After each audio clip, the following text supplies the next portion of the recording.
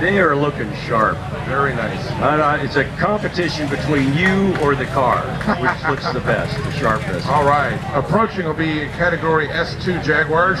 Our second place car is a 1956 Jaguar XK1. And we'll just leave it at that, okay? But they ran these things, the guys would drive them to the racetrack and then race them. And then drive them home, hopefully. Right, they put a shoe polish number on the side and call it a day. Very good. Congratulations. All right, here we have a double winner. Our first place car in this. Bill, you need to park this car down the road there, leave the keys in it.